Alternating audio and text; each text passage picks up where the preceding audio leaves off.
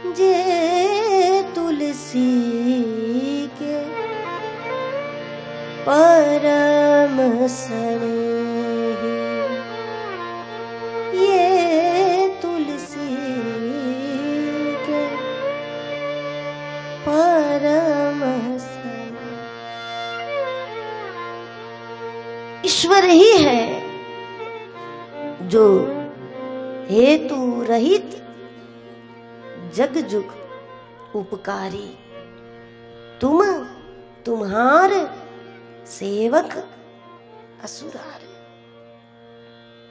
एक निर्णय रहा श्री भरत जी का, संसार जो करे वो मुझे नहीं करना है, संसार जैसा कहे वैसा भी मुझे नहीं करना है, मुझे अपनी मर्जी को ज्यादा महत्व भी नहीं देना है, लेकिन मुझे वो करना है जैसा राम कहे, जैसा भगवान कहे वैसा हम लोग करें तो पाप तो होता ही नहीं। अगर वो क्रिया पाप है तो भगवान जाने, हमें क्या मतलब इससे, तब भी हम कर सकते हैं क्योंकि हमारी मर्जी नहीं है उसमें। बात यह है कि अर्जुन ने सुन ली, क्या कहता है मालिक, भरत जी ने सुन ली कि मालिक क्या कहता है। सो तुम करहूं करावहु मोहे भरत, तुम मेरी मदद करो,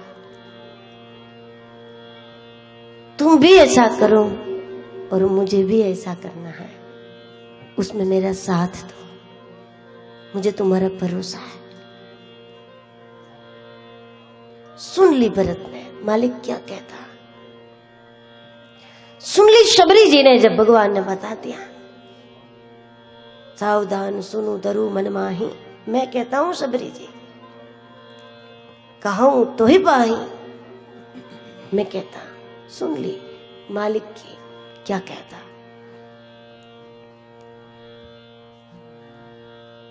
लेकिन जब हम मालिक की आवाज को नहीं सुन पा रहे, उधर हमारी सुरती लगने में समय लगता है उसमें। जब दो व्यक्ति बाजार में से जा रहे थे, गुजर रहे थे, उसमें एक भक्त था, उसने बाजार में ही चलते हुए कहा कि इतने में तो कहीं मंदिर तो होगा ही, यहीं आसपास में कहीं मंदिर है। तुम्हें ऐसा कैसे लगा आसपास में कहीं मंदिर है? बोले मुझे घंटी की आवाज सुनाई दी, इतने में कहीं किसी ने मंदिर की घंटी बजी। उसका मित्र हंसने लगा, बाजार में इतना शोर, इतनी आवाज, कोई कहता है टमाटा ले लो, कोई कहता है चने ले लो, कोई कहता है ये ले लो, ये ले लो, ये ले लो, इतनी सारी आवाज और वाहनों की आवाज, और इसमें मंदिर में घंटी बजी और किसे सुनी? ये तो कमाल है। तुम्हारे कान है कि कोई चमत्कार है तुम्हारे कान में कि इसमें तूने मंदिर की घंटी सुनी? थोड़ी देर के बाद उस मित्र ने अपनी जेब में से निकालकर धीरे से एक सिक्का नीचे डाला, तो दूसरे मित्र ने एकदम देख सुन लिया, ये यहीं कहीं सिक्का गिरा, पैसा गिरा। तब इस भक्त ने पूछा कि इतनी बड़ी बाजार में, इतने जोर में, इतनी आवाज में, जैसे तुमने सिक्के गिरने की आवाज सुन ली ना, बस वैसे ही मैंने घंटी बजने की आवाज सुन ली, क्योंकि तुम्हारी सूरती सिक्के में है, इसलिए इतनी बड़ी बाजार में भी कहीं पैसे की आवाज है तो सूरती उसमें है, इसलिए तुम्हें मिल जाती आवाज।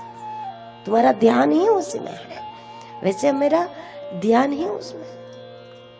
भगवान की आवाज हम नहीं सुन रहे, सीधे ईश्वर की आवाज हम सुन ले, ऐसा करो न करो, तो फिर हमें कुछ सीखना नहीं, पढ़ना नहीं, कुछ नहीं, वही करेंगे जैसा मालिक कहे।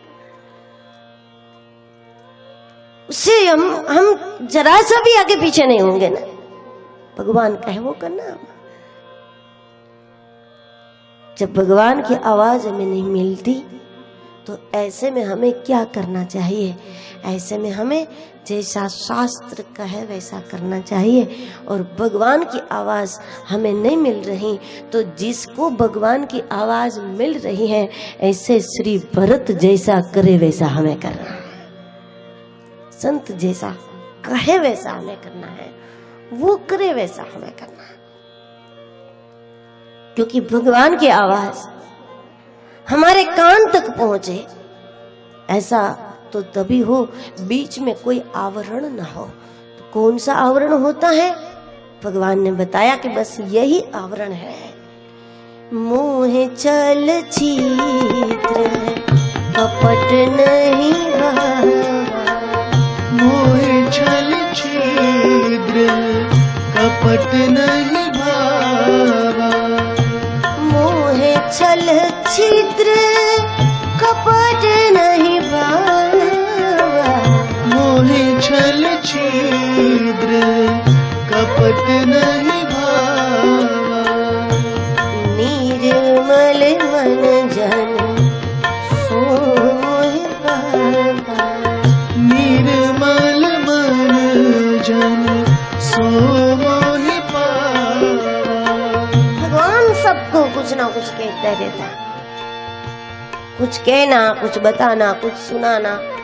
ये तो भगवान ने तभी से शुरू कर दिया जब जन्म हुआ था। जन्म हुआ उसी समय भगवान ने कहा मुझे कथा सुनानी है। उसी समय कथा सुनानी थी, कोई श्रोता न मिला। माँ कौशल्या को श्रोता बना दी, कहीं कथा सुहाई, माँ तो बुझाई, अभी जन्म ही हुआ था, कौन श्रोता मिलेंगे राम को। जब कोई ना मिला तो कौशल्या जी को सुना दी। उसके बाद वन में भी, वन घूमते घूमते में भी सब कुछ छोड़ सकते थे राम जी, कथा नहीं छोड़ सकते। बैठे परम प्रसन्न कृपाला, कहज अनुज सन कथा रसाला।